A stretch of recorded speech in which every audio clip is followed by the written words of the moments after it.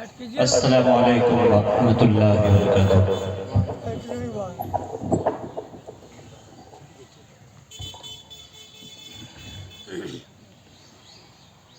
السلام علیکم ورحمۃ اللہ وبرکاتہ۔ وعلیکم السلام وعلیکم ورحمۃ السلام ورحمۃ اللہ وبرکاتہ۔ الحمد للہ وحدہ والصلاة والسلام علی من لا نبی بعدہ، اما بعد فاعوذ باللہ من الشیطان الرجیم، بسم اللہ الرحمن الرحیم۔ اللہ ولی الذین آمنوا یخرجهم من الظلمات إلى النور، صدق اللہ المولانا العظیم۔ وقال النبی صلی اللہ علیہ وسلم، حق المسلم علی المسلم خمس رد السلام وعیادۃ المریض واتباع الجنائز واجابۃ الدعوۃ التشمیت العاطس، او کما قال علیہ الصلاۃ والسلام۔ ملت اسلامیہ کے دھڑکتے دلوں، عزیز بچوں،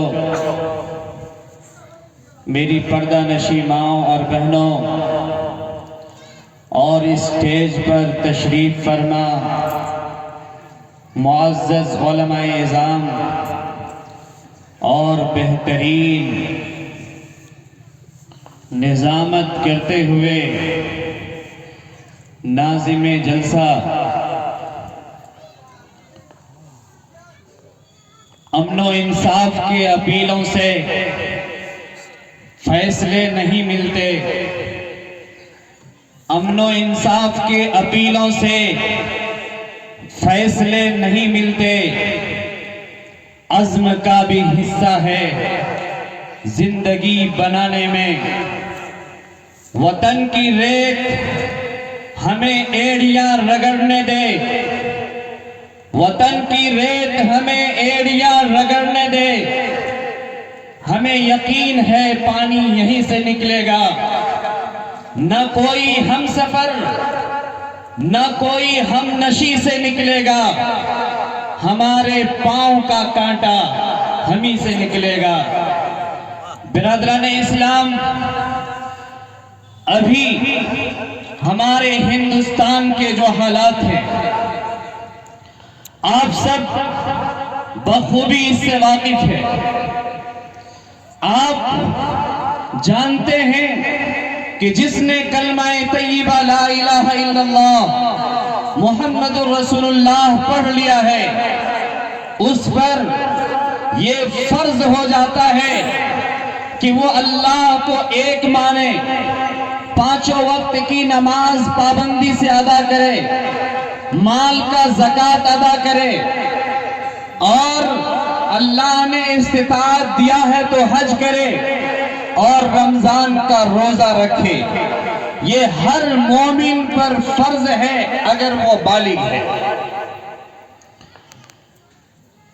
یہ یقین ہے کہ ہر مسلمان چاہے کتنا ہی کمزور ایمان کیوں نہ ہو، ان کے دل کے اندر یہ ارمان مچلتے ہیں، ان کے دل کے اندر یہ کیفیت مچلتا رہتا ہے کہ ہم اللہ کے سامنے ضرور جھکیں، ہم اللہ کی عبادت ضرور کریں، ہم اللہ کے خلاف کوئی ایک جملہ نہ سنیں، ہم رسول اللہ کی رسالت کا اقرار کریں، ہم رسول اللہ کے طریقے کے مطابق زندگی گزاریں، ہم صحابہ کے نقش قدم پر چلے، ہم تابعین کی باتوں کو مانیں، ہم قرآن و حدیث کو اپنے سینے میں اتار لیں۔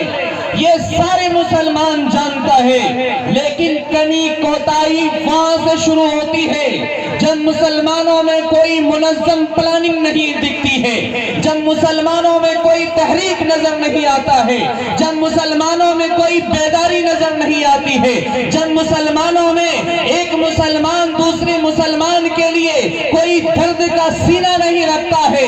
کیونکہ ہم دیکھتے ہیں ایک بستی کے اندر ایک بیٹی کو طلاق دے دیا جاتا ہے، ان کے گھر والے نہ جانے کہاں کہاں گہار لگاتا ہے، اس بیٹی کو انصاف نہیں ملتا. ہم دیکھتے ہیں ہمارے مسلمان جس کے پاس بیٹا ہے وہ بیٹی والیوں سے 5 لاکھ روپیہ کا ڈیمانڈ کرتا ہے, چاہے وہ جہاں سے لا کر کے دے, چاہے وہ مسجد کے دروازے پر بھیک مانگ کر دے, یا مسلمانوں کے گھروں میں جا کر اپنے ہاتھ کو پھیلا کر کے دے, چاہے وہ زمین بیچ کر کے دے, چاہے وہ اپنے گھر بسا ہوا گھر بیچ کر کے دے, وہ اپنی زندگی اجاڑ کر کے دے, اپنے ساری کچھ نیلام کر کے دے, لیکن وہ مانگتا ہے اور بیٹی والے کو مجبور ہو کر کے دینا پڑتا ہے. لیکن سماج کے اندر, مسلم نظام کے اندر کوئی انسان یہ کہنے والا نہیں ملتا کہ 10 آدمی سماج کا بیٹھنا چاہیے, وہاں مشورہ ہونا چاہیے. اگر یہ اسلام کے خلاف چل رہا ہے, اگر یہ شریعت کے خلاف چل رہا ہے, تو یہ بدنما انسان جو شریعت کا خلاف علی اعلان یہ کام کر رہا ہے, ہم اس کا بائیکاٹ کریں گے, ہم بستی سے ان کو دور کریں گے یا اپنے نظام سے ان کو دور رکھیں گے.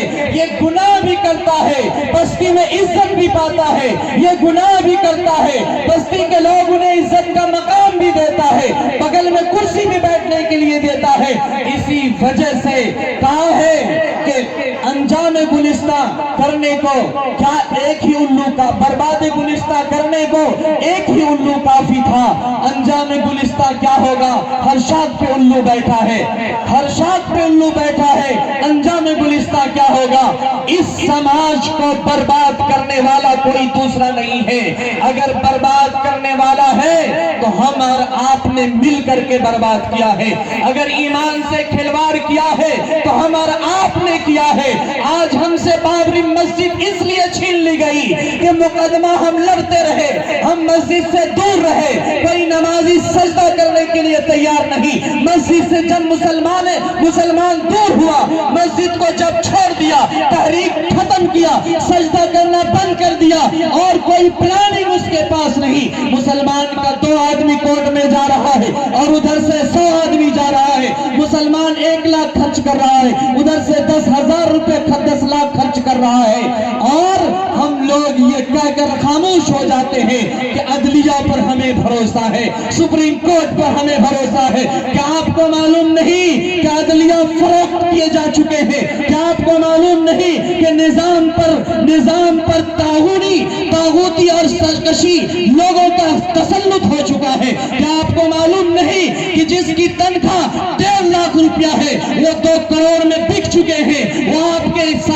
کے ساتھ کس طرح سے وہ فیصلہ کریں گے, کس طرح سے وہ نظام کے مطابق اپنا فیصلہ لکھیں گے؟ ان کی قلمیں بک چکی ہے, ان کے ہاتھ فروخت ہو چکے ہیں. لہذا امن و انصاف کی اپیلوں سے فیصلے نہیں ملتے, امن و انصاف کے اپیلوں سے فیصلے نہیں ملتے. عزم کا بھی حصہ ہے زندگی بنانے میں. اگر زندگی بنانا چاہتے ہیں تو رخ کو پلٹنا پڑے گا, کروٹیں بدلنی پڑے گی, تحریک بنانا پڑے گا. ہر بستی والوں سے میں کہنا چاہتا ہوں 10 نوجوانوں کا کمیٹی بنائیے, اور دوسرے بستی والوں کو کہیے 10 آدمی کا کمیٹی بنائے, تیسرے بستی والوں کو کہیے 10 آدمی کا کمیٹی بنائے, چوتھے بستی والوں کو کہیے 10 آدمی کا کمیٹی بنائے. یہ کمیٹی کے لوگ سماج کے لیے جیے, یہ کمیٹی کے لوگ اسلام کے لیے جیے, یہ کمیٹی کے لوگ مسلم بہنوں کو عزت دلانے کے لیے جیے, یہ کمیٹی کے لوگ بیوہ مسکین کی مدد کرنے کے لیے جیے, یہ کمیٹی کے لوگ اسلام کی تقویت کے لیے اپنا سارا کام کرے. اگر منظم طریقے سے ہر بستی میں کمیٹی ہوگی اور چھاتا پور بلاک میں ایک بڑا سسٹم ہوگا اور سب کا لنک اس سے جڑا ہوا ہوگا, تو ایک مسلمان کے ساتھ بھی اگر کسی نے غداری کی, اگر کسی نے ان کی بیٹیوں کو چھیڑا, اگر کسی نے ان کی زمین کو ہڑپا, اگر کسی نے اس کے مسجد پر غلط انگلی اٹھائی, اگر کسی نے ان کے مدرسے کو ناپاک کوششیں کر کے توڑنے کی کوشش کی, اگر ان کے قرآن کو جلایا گیا, اگر مسلم بستیوں میں آگ لگائی گئی, اگر مسلم بہنوں کے ساتھ کھلواڑ کیا گیا, تو وہ سارے لوگ منظم طریقے سے ایک پلیٹ فارم پر کھڑے ہو جائے اور اپنے عزم کا ثبوت دے. امن و انصاف کے اپیلوں سے فیصلے نہیں ملتے, عزم کا بھی حصہ ہے زندگی بنانے میں. جب تک زندگی بنانے کے لیے آپ خود نہیں کھڑے ہوں گے تو ہم سے ہمارا گھر بھی چھین لیا جائے گا. ملت اسلامیہ کے پاسبانوں، تقریریں تو بڑی سنتے ہیں، ہر مسجد میں تقریریں ہو رہی ہیں، ہر جلسے گاہ میں تقریر ہو رہے ہیں، نماز روزے حج زکات پر تقریریں ہو رہی ہیں، لیکن ان کے درد کو کوئی بیان کرنے والا نہیں ملتا۔ ابھی کنہیا پاور ہاؤس کی بات ہے، دو مسلم نوجوان عورت لڑکی جن کی عمریں تقریباً 25 سال کی ہے، وہ دونوں اس کنہیا پاور ہاؤس میں بہتے ہوئے پانی میں چھلانگ مار دی۔ پانی پی پی کر جب وہ آف ڈاؤن ہو رہی ہے، مرنے کے قریب ہو گئی، لوگوں نے ان کو نکالا۔ نکالنے کے بعد جب پیٹ دبا کر پانی نکالا ان کا، جب وہ ہوش میں آئی، ان سے پوچھا کس وجہ سے تم نے اتنا برا قدم اٹھایا؟ کیا تمہیں پتا نہیں کہ سرکشی کرنے والی اور اپنے آپ کو پھانسی لٹکا کر مرنے والے اور خودکشی کرنے کی سزا بہت سخت ہے، دردناک ہے؟ ان دونوں بہنوں نے کہا ہاں مجھے معلوم ہے، مجھے معلوم ہے کہ جس نے پھانسی کے پھندے پر لٹکایا، پانی میں ڈوب کر کے جان دے دیا، قیامت تک اسی طرح اس کا انجام ہوتا رہے گا۔ لیکن یہ بھی مجھے معلوم ہے کہ ماں باپ کے رہتے ہوئے اگر اس کی بیٹی کی عزت چلی جائے، ماں باپ کے رہتے ہوئے اگر اس کی بیٹی کی عزت باقی نہ رہ سکے، تو وہ ماں باپ غیرت کے ساتھ چل نہیں سکتے ہیں، ماں باپ سر اٹھا کر چل نہیں سکتے ہیں۔ اس لیے میرے پیچھے چند نوجوان لگے ہوئے تھے، میری عزت کے ساتھ کھیلنا چاہ رہے تھے، اور جتنے بھی رشتہ میرے گھر میں آیا ان کا دماغ کہیں 3 لاکھ روپیہ ہے، کہیں 5 لاکھ روپیہ ہے، کہیں 7 لاکھ روپیہ ہے۔ مہمان آتے تھے، 5-10 ہزار کا کھانا کھا لیتے تھے اور اس کے بعد گھر جاتے تھے، وہاں جا کر کے فون کر کے کہتے تھے 5 لاکھ روپیہ نقد کیش چاہیے، ایک گاڑی چاہیے، اگر دینے کے لیے ہے تو رشتہ منظور ہے، اگر نہیں ہے تو رشتہ ہم نہیں کریں گے۔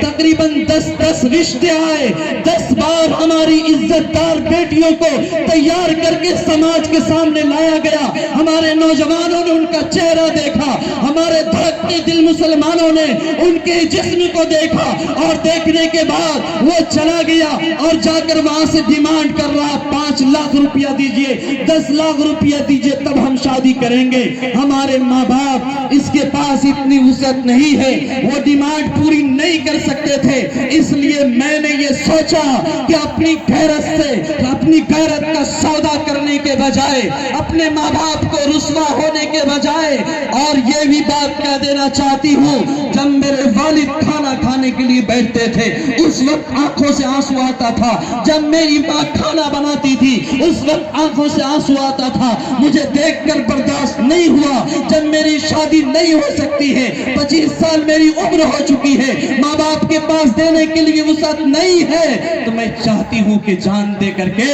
اپنی جان کا نذرانہ پیش کر دوں، تاکہ کل قیامت کے دن اللہ کے دربار میں روز محشر میں جب نبی کہیں گے میری امتی کہاں ہے، یا رب سلم، یا رب سلم، اے اللہ پل صراط کے راستے پر میری امتوں کو پریشان نہ کیجئے، اے اللہ میدان محشر میں ہماری امتیوں پر آسانی کا معاملہ کیجئے۔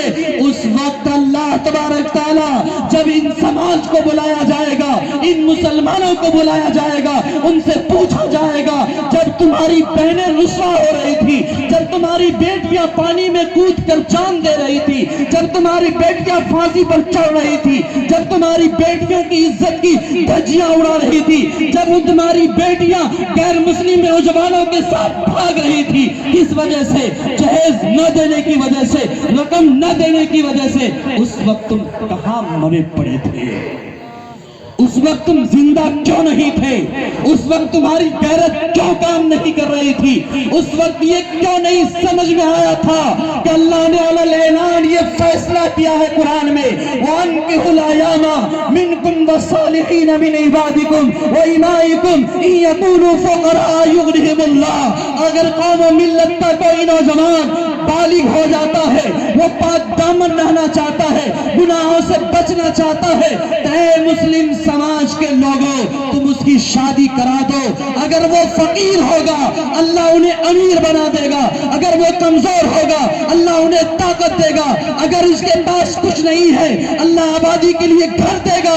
اللہ کے نبی صلی اللہ علیہ وسلم نے فرمایا کہ جس نے عزت حاصل کرنے کے لیے شادی کیا اللہ اسی دنیا میں اسے ذلیل کر دے گا. جس نے مال و دولت کی لالچ میں شادی کیا اللہ انہیں فقیر بنا دے گا. کیا ہوا؟ لائٹ بھاگ جائے.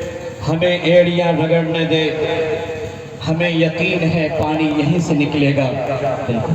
ہندوستان کا مسلمان کوئی سوغات اور وراثت میں نہیں آیا ہے. ہندوستان کے مسلمانوں نے جنگ آزادی میں اپنا خون پسینے کی طرح بہایا ہے.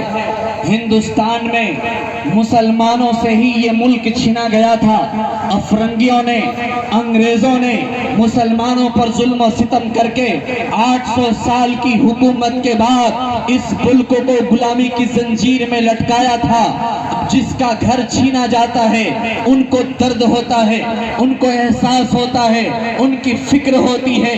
آج بلڈیزر بابا یو پی کا منحوس جو سی ایم ہے وہ آج جو بلڈیزر چلا رہا ہے دوسرے کے گھر کو توڑ رہا ہے, دوسرے کے مکانوں کو دھجیاں اڑا رہا ہے. آج اگر ان کے پتھر پر آپ قبضہ کر لیں, ان کے اندھے بہرے گونگے انسانوں پر جن کو مٹی کا بنایا جاتا ہے اس پر اگر آپ دھاوا بولنے کی کوشش کرے, ان کو ایک ناخون اگر لگا دے پورا سماج آپ پر برس پڑے گا, آپ کے اوپر قہر گرا دے گا, آپ کے گھر کو توڑ دیا جائے گا. وہ ایسا ہنگامی میٹنگ کر کے اس طرح سے سازش کر کے آپ کو زد و خوف میں ڈال دیا جائے گا کہ آپ اپنی زمین پر رہتے ہوئے آپ کے زمین کے نیچے سے آپ کا قدم ہٹ جائے گا, آپ کے پر زمین تنگ ہو جائے گی. زمین وسعت کے باوجود آپ پریشان ہو جائیں گے. آپ سے آپ کی مسجدیں چھین لی گئی, آپ سے آپ کے مکاتب توڑے جا رہے ہیں, آپ کے گھر توڑے جا رہے ہیں, آپ کے گھر کو مٹایا جا رہا ہے. ارے آپ کے لیے فیصلہ کیا جا رہا ہے کہ یا تو پاکستان چلے جائے یا قبرستان جانے کے لیے تیار ہو جائے. اور ابھی جس طرح کے انہوں نے راجہ شاہی کا انتظام کیا ہے اور یکساں سول کورٹ کا جو انتظام کر رہا ہے, کیا آپ جانتے ہیں ان کی پلاننگ کیا ہے, ان کا مشن کیا ہے, اس کی تحریک کیا ہے؟ ان کی تحریک یہ ہے کہ آپ کو وہ راجہ شاہی کے اندر رکھے, آپ کو وہ چنگل میں بٹھا کر کے رکھے, آپ کو وہ مٹھی میں بند کر کے رکھے. آپ کو ایسے بنا دے گا وہ جس طرح سے پولٹری مرغا ہوتا ہے نا, اس کو آپ دکان میں بیٹھا دیجئے, ہلاؤ نہ ڈلاؤ, ہمیں بیٹھے بیٹھے کھلاؤ, بس اسی کے مانند آپ کو وہ دیکھنا چاہتا ہے. آپ کی مسجد توڑی جائے گی, آپ خاموش رہیں گے, آپ کے مکاتب چھینے جائیں گے, آپ خاموش رہیں گے, آپ سے آپ کی قرآن جلایا جائے گا, آپ خاموش رہیں گے, آپ کی بستیوں کو اجاڑا جائے گا, آپ خاموش رہیں گے. میرے بھائیوں, یہی روش, یہی طریقہ چلانے کا پلاننگ کر رہا ہے. میں آپ سے کہنا چاہتا ہوں ایک منظم طریقہ اختیار کیجئے اور اس منظم سسٹم میں, اس منظم طریقے میں تمام مسلمانوں کو شامل کیجئے اور اس میں سب سے پہلا اصول اور ضابطہ یہ بنائیے کہ اللہ تعالیٰ نے بالغ ہونے کے بعد ایک مسلمان کے اوپر یہ فرض عائد کر دیا ہے. حضرت کی آمد ہو رہی ہے, زوردار نعرہ لگائیے کہ نعرہ تکبیر. اور خوش نصیبی کی بات ہے کہ اللہ تعالیٰ نے آپ کے بستی کا انتخاب کیا ہے اور آپ لوگوں کو چنا ہے, کیونکہ آپ گام میں, آپ کے جلسے میں وہ عظیم ہستی تشریف لائے ہیں جو پورے ہندوستان میں تو جان ہی جاتے ہیں, ہندوستان سے باہر بھی جن کی تعارف ہے, جن کو لوگ عزت کی نظر سے دیکھتے ہیں.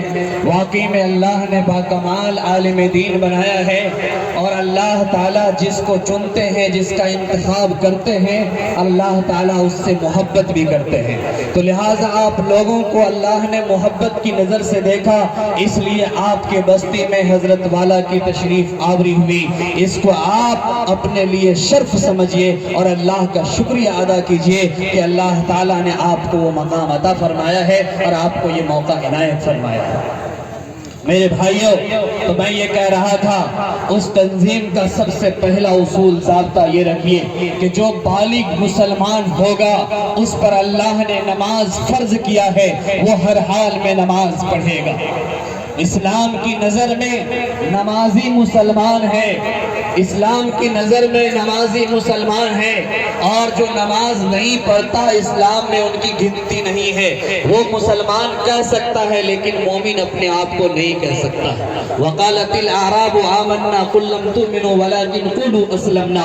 چند دیہات کے لوگ آپ صلی اللہ علیہ وسلم کے پاس تشریف لائے، انہوں نے کہا کہ یا رسول اللہ ہم نے ایمان قبول کیا ہے۔ اللہ تعالیٰ نے فرمایا کہ اے نبی آپ ان سے کہہ دیجئے کہ ایمان نہیں لائے ہو، اسلام لائے ہو۔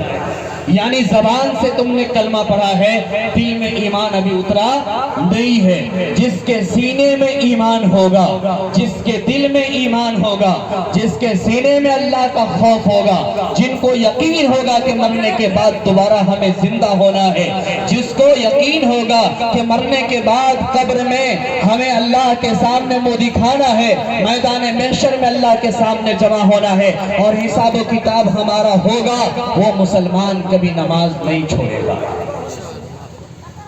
یوم یکشف عن ساق ویدعون الی السجود فلا یستطیعون۔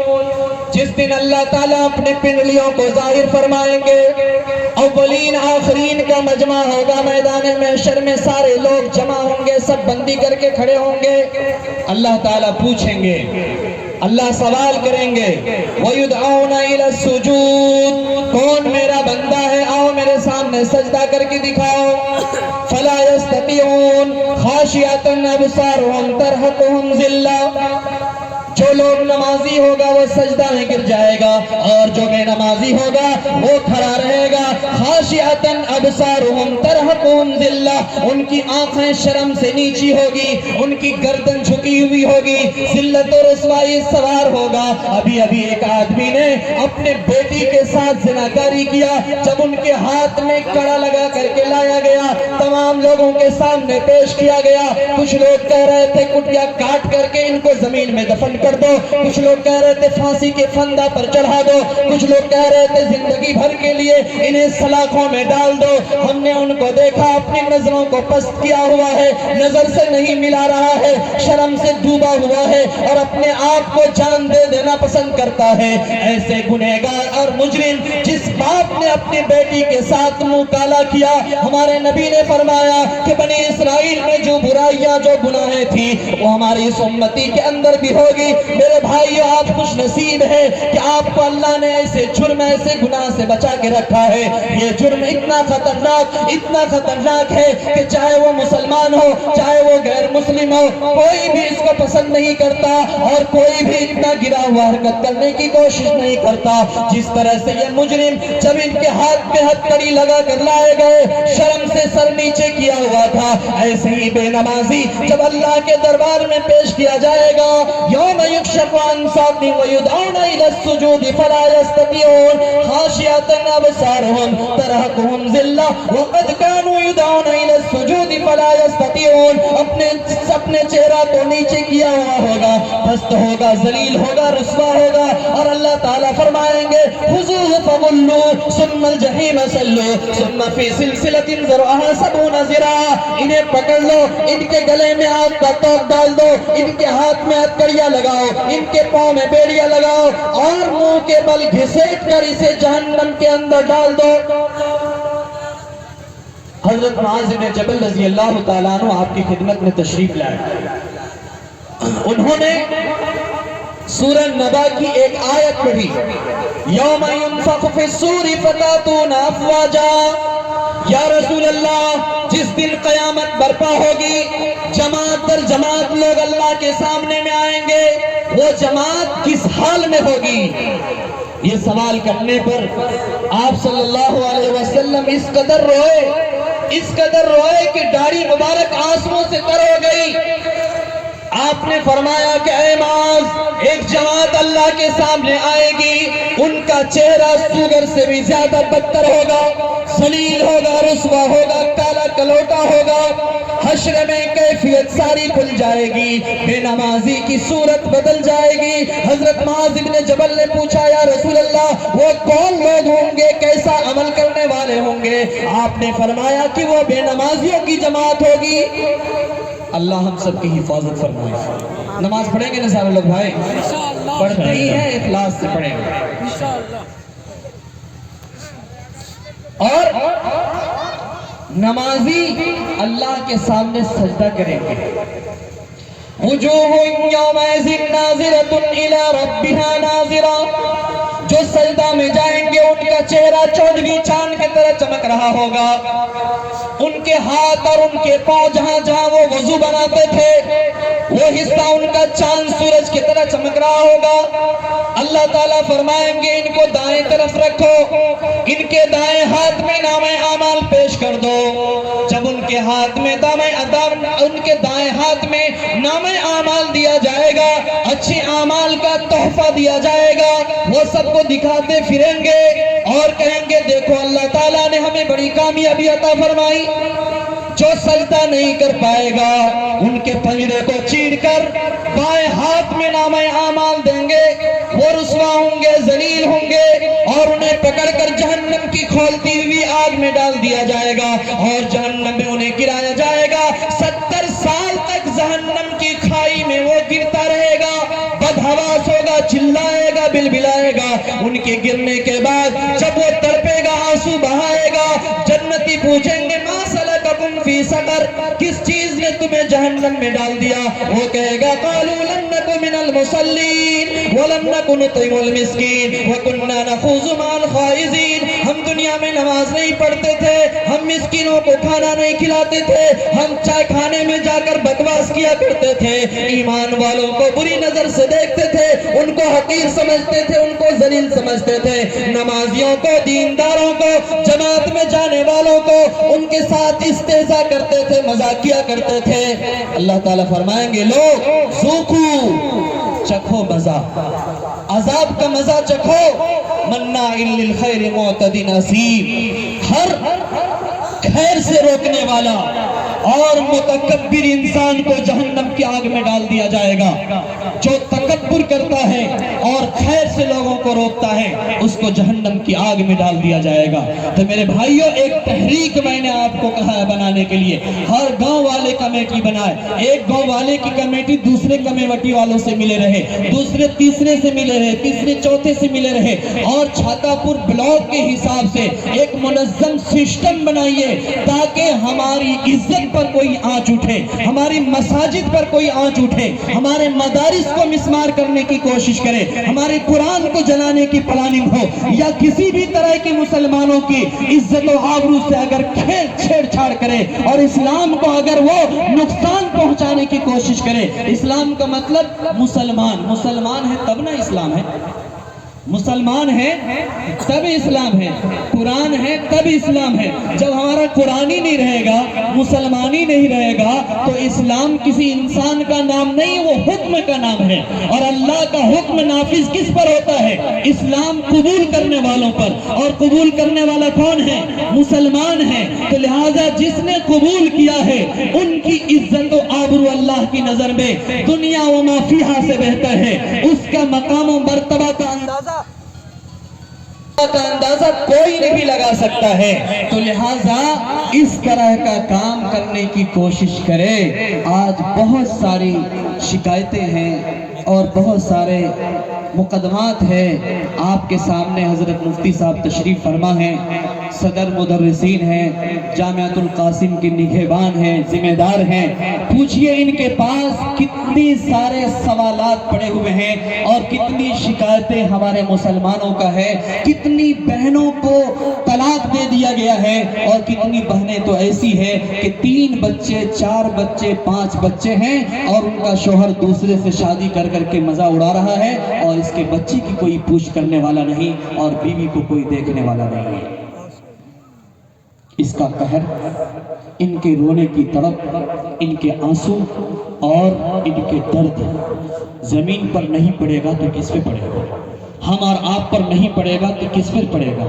میرے بھائیوں، 2 شادی کرنا عیب نہیں ہے، 3 शादियां करना ऐब नहीं, गुनाह नहीं है। बेवा है आप कर लीजिए शादी अगर राजी है, अगर दूसरे से करना चाहते हैं रजामंदी है कर सकते हैं, लेकिन दोनों तीनों के दरमियान इंसाफ करना, तीनों के दरमियान, दोनों के दरमियान इंसाफ करना, ये सबसे बड़ी जिम्मेदारी है।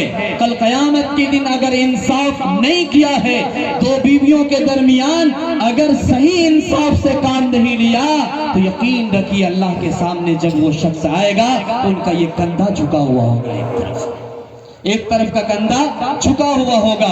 आज निकाह करना हमारे लिए मुश्किल हो गया और तलाक देना बहुत आसान हो गया। हालांकि शरीयत का मंशा उल्टा है, निकाह को आसान बनाओ।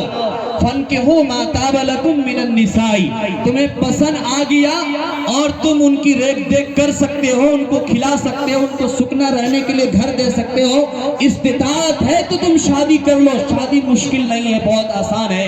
सहाबा की जिंदगी को देखिए, 2-3 शादियां उनके अंदर है, लेकिन उन्होंने नाइंसाफी नहीं की, और जब बीवी मर जाती थी फिर दूसरे करते थे, दूसरी मर गई तीसरे से किए, तीसरी मर गई चौथी से किए।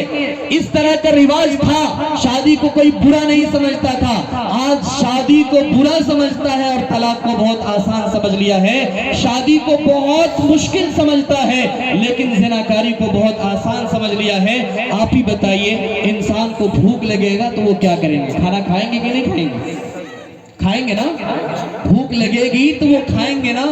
अगर पैसा नहीं है तो भीख मांग के भी खाएंगे, नहीं है तो वो चोरी भी कर लेता है, नहीं है तो बगैर पूछे कुछ उठा भी लेता है। तो इस तरह से, जिस तरह से खाना एक भूख है, ऐसे ही अगर कोई जवान मर्द है या औरत है, उनकी ख्वाहिश भी एक भूख है। इसीलिए इज्जत नफ्स की हिफाजत के लिए, पाक दामनी इख्तियार करने के लिए अल्लाह के नबी सल्लल्लाहु अलैहि वसल्लम ने शादी की इजाजत दी है कि शादी कीजिए, शादी को आसान बनाइए, शादी को एकदम हल्का बनाइए। कोई मुश्किल शादी में नहीं है, उनको आसान बना लीजिए और जिंदगी गुजारिए, क्योंकि ये सबको करना ही है। अन्निकाहु मिन सुन्नती फमन रगिबा अन सुन्नती फलैसा मिन्नी, निकाह मेरी सुन्नत है और जो इससे दस्तबरदारी इख्तियार करेगा वो मेरे तरीके से बाहर जाने वाला मेरे तरीके पर नहीं है। तो निकाह मेरी सुन्नत है। जिस तरह से नमाज फर्ज है 4 रकात इशा के अंदर, अगर कोई 3 रकात पढ़े तो नमाज हो जाएगी ना? नहीं होगी। अगर कोई 5 पढ़ ले तो नहीं होगी। तो जब नमाज अल्लाह ने फर्ज किया है और उनकी रिकात को अल्लाह के नबी ने महदूद किया है, जब वो महदूद शुदा शरीयत पर हम अमल करते हैं, उसमें आगे पीछे नहीं करते हैं, निकाह की बारी आती है, निकाह भी सुन्नत है, निकाह भी इबादत है। अगर इबादत करके किया जाए, लेकिन इबादत समझ करके अगर नहीं करते और सुन्नत के मुताबिक नहीं करते, तो वो निकाह नहीं रहता, बल्कि वो तिजारत बन जाता है। क्या बनता है वो? तिजारत बन जाता है। कभी मैंने आपके सामने मिसाल पेश किया है कठैया पावर हाउस का। मेरे भाइयों, जिसके पास दर्द है, जिगर है, वो एहसास रखने वाला दिल है, वो समझते होंगे कि ये वाकया अगर मेरी बेटी के साथ हुआ होता तो फिर कैसा गुजरता। इसलिए मेरे भाइयों, आज तो हमारे सामने ये हाल है ना, 2-3-4 लाख रुपए की जरूरत पड़ती है, कल 10-20 साल के बाद देख लीजिएगा वही 10 लाख चला जाएगा, फिर 15 लाख चला जाएगा। हम तो कब्रिस्तान पहुंच जाएंगे गुनाह करके, लेकिन जो हमारी नस्लें आएगी उनका निकाह नहीं हो पाएगा, उनका निकाह नहीं हो पाएगा। उनकी औलाद भाग करके शादी करेगी, इज्जत समाज में बाकी नहीं रहेगा। इसलिए मेरे भाइयों, हर आदमी हाथ उठा करके ये अज़्म कीजिए कि हम निकाह को आसान बनाएंगे इंशाअल्लाह। बेटा अल्लाह की अमानत है, इसको अमानत समझिए। शादी कीजिए, गरीब है अल्लाह अमीर कर देगा, कमजोर है अल्लाह आपको मजबूत कर देगा। ये अल्लाह ने फैसला किया, वान के हुलायाम मिनकुम वस्सालिहीन मिन इबादिकुम व इमाइकुम इन यकुनु फुक़रा युग़निहिमुल्लाह। अगर आप फकीर है तो अल्लाह आपको अमीर कर देगा। जब इंसान बढ़ता है, तादाद बढ़ती है, तो तादाद बढ़ने के बाद अल्लाह रिस्क का दरवाजा भी खोलता है। دیکھتے ہیں کوئی بیوی گھر میں آتی ہے تو جو کمائی کم تھا تو وہ زیادہ ہو جاتا ہے، کبھی کبھی کچھ اور ماحول بدل جاتا ہے۔ تو اس طرح سے جب آدمی بڑھتے ہیں نحن نرزقہم و ایاکم، اللہ فرماتے ہیں تم کو بھی رزق ہم دیتے ہیں اور جو آنے والی اولاد ان کو بھی ہم ہی رزق دیں گے۔ ہاتھ آئے تھے خالی ہاتھ چلے جائیں گے، نہ کوئی لے کر آیا نہ کوئی لے کر کے جائے گا۔ دل بدل سکتے ہیں، جذبات بدل سکتے ہیں، دل بدل سکتے ہیں، جذبات بدل سکتے ہیں، ملک کے فکر و خیالات بدل سکتے ہیں، دور موجود کے دیندار بدل سکتے ہیں۔ تم بدل جاؤ مسلمانوں تو حالات بدل سکتے ہیں۔ ان اللہ لا یغیر ما بقوم حتی یغیروا ما بانفسہم، خدا نے آج تک اس قوم کی حالت نہیں بدلی، نہ ہو جس کو خیال خود اپنی حالت بدلنے کے۔ جب آپ کپڑا بدلیں گے تبھی آپ کا کپڑا بدلا جائے گا، نہیں بدلیں گے تو بدل جائے گا اپنے من سے، نہیں نہ بدلیں گے۔ یہ دنیا دارالاسباب ہے، آپ کو عزم کرنا پڑے گا، آپ کو تحریک چلانی ہوگی اور اپنی قوم اور امت کے لیے درد رکھنا پڑے گا۔ تھوڑا سا یاد کیجئے اس واقعہ کو۔ حضور اکرم صلی اللہ علیہ وسلم حدیبیہ کے مقام پر کنواں کے پاس ببول درخت کے نیچے تشریف فرما تھے۔ وہاں سے آپ نے حضرت عمر بن خطاب کو کہا، اے عمر جاؤ مکہ جا کر کے حالات کا خبر لے کر کے آؤ، ہم لوگ عمرہ کرنا چاہتے ہیں، پوچھ کے آؤ وہ لوگ عمرہ کرنے دیں گے کہ نہیں دیں گے۔ جب یہاں سے حضرت عمر بن خطاب کو آپ نے فرمایا، حضرت عمر نے فرمایا کہ یا رسول اللہ مکہ میں میرا دشمن بہت بڑا ہے، اس لیے وہ لوگ ہمارے ساتھ نازیبا حرکت کریں گے، آپ عثمان غنی کو بھیج دیجئے۔ حضرت عثمان غنی کو مشورہ کے ساتھ ان کو بھیج دیا گیا۔ جب ان کو بھیجا تو لوگوں نے ان کو ایک جگہ محفوظ جگہ پر رکھ دیا اور وہاں سے یہ خبر شائع کر دی، یہ افواہیں اڑا دی کہ عثمان غنی کو قتل کر دیا گیا، شہید کر دیا گیا۔ میرے بھائیوں، اسی ببول درخت کے سائے میں آپ نے 1400 صحابہ کو بلایا اور اپنے ہاتھ پر بیعت لیا اور کہا کہ میرے ہاتھ پر بیعت لو کہ عثمان غنی کا ہم جب تک بدلہ نہیں لیں گے اس وقت تک حدیبیہ کے مقام سے ہم نہیں واپس جائیں گے۔ تو لہٰذا وہ عزم تھا آپ کا۔ آج کتنے عثمان غنی رضی اللہ تعالیٰ عنہ کی امتی اور ان کے اقتداء کرنے والے، ان کے نقش قدم پر چلنے والے ذبح ہو گئے، لنچنگ کر دیا گیا، ان کے گھر اجاڑ دیے گئے، ان کے گھر کو توڑ دیا گیا، لیکن ہمارے دل کے اندر کوئی حرکت نہیں آئی، ہم نے اس کے لیے کوئی پلاننگ نہیں کیا، ہم نے اس کے لیے کوئی میٹنگ نہیں کی، ہمارے آنکھوں میں آنسو نہیں آیا۔ میرے بھائیوں، کب تک ہم رسوا ہوتے رہیں گے؟ آج 1-2% رہنے والے ہمارے ملک میں انہوں نے اپنا عزم کو قائم رکھا، اپنی ہمت کو قائم رکھا، اپنے حوصلہ کو قائم رکھا۔ ان کا لیڈر ہے، ان کا نیتا ہے، ان کا رہبر ہے، ان کا سب کچھ ہے۔ اگر کسی کا کچھ نہیں ہے تو وہ مسلمان ہے، نہ اس کا کوئی لیڈر نظر آتا ہے، نہ اس کا کوئی MLA نظر آتا ہے، نہ MP نظر آتا ہے، نہ آنکھ میں آنکھ ملا کر کے کوئی بات کرنے والا نظر آتا ہے، نہ عدلیہ کے سامنے چار کر ڈٹنے والا نظر آتا ہے۔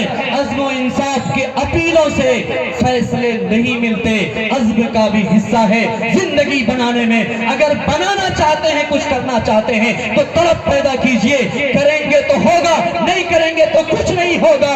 صحابہ نے بھی اللہ پر بھروسہ کر کے میدان بدر میں اترے تھے اور لوگوں کو یہ سبق دیا تھا 313 ہی صحیح، لیکن لقمہ اجل بننے والے نہیں ہے، یہ کوئی کاجل موڑی نہیں ہے جسے کاٹ دیا جائے۔ اگر انسان صحیح ہے، ان کے اندر حرکت نہیں ہے، ان کے